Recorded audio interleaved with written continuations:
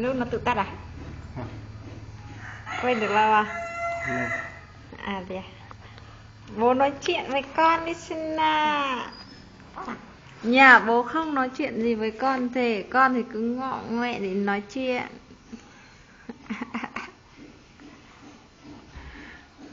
Để nó nằm nó đạp đạp và quay buồn cười.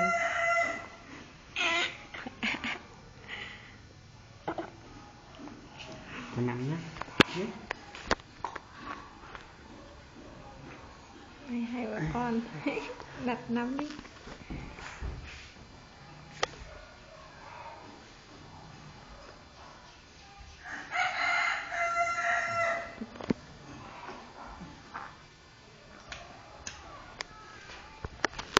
Rồi, quay đi.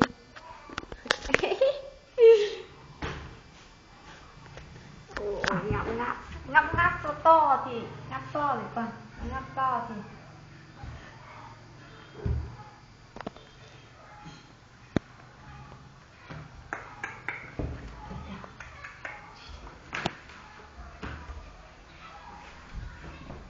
chân nha, lần chân bóc chân nha. Cười đi coi, cười đi xem nào. Cười hết ống đi xem nào. Cười đi coi. Cười đi. Con cười đi.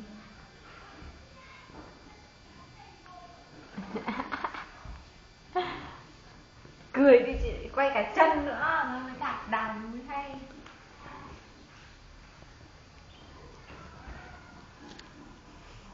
Quay em. Quay mẹ gì, quay con đi, con nhà. Quay Ngọc Lan thôi. Bê gì thế?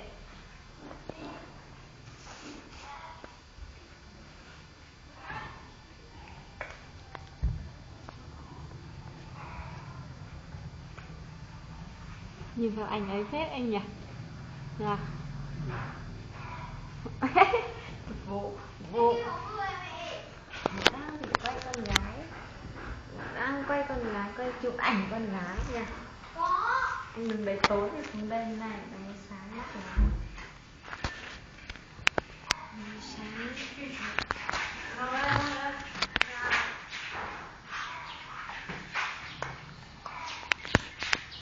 Chân nữa đấy.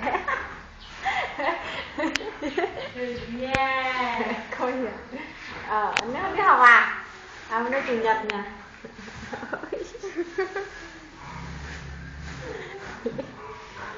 Nhưng mà không kêu, nó không reo, nó vẫn chưa reo đúng không? Hai hào á, mình reo này. Đây.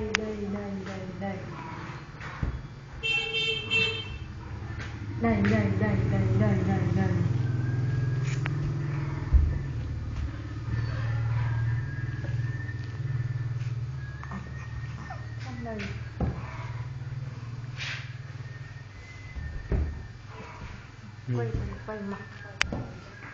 Cái gì ngồi đấy ở trong nhà này ồ. Đi đâu?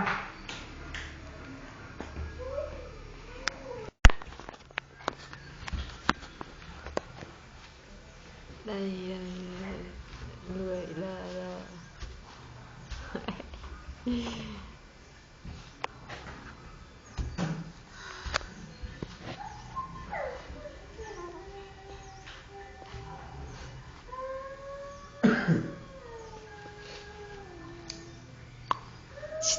nhìn nào, nhìn gì thế? Nhìn mẹ quay nha, nhìn nha. Nhìn nha.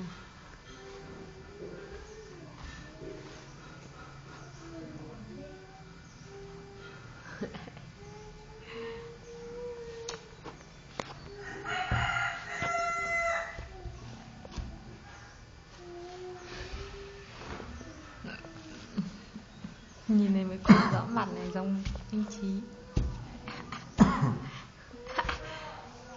Bỏ mũ, cái này là bỏ mũ ra. Nhà bỏ mũ nha, con nha. Ôi đầu.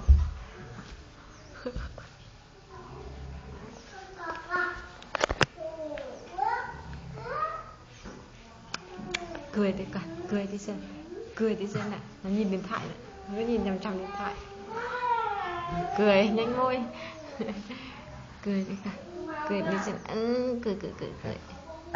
Ai có tóc đây vết kéo ở đầu. Bố.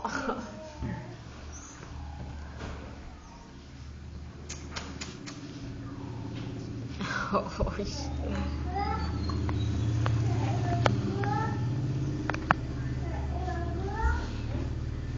Mình đi xem nào.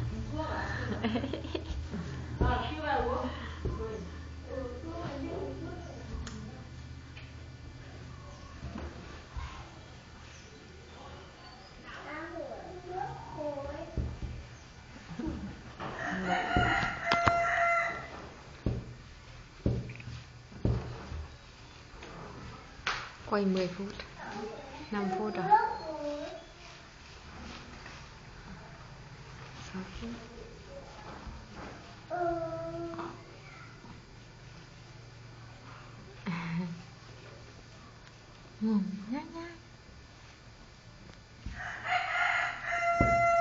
Nhanh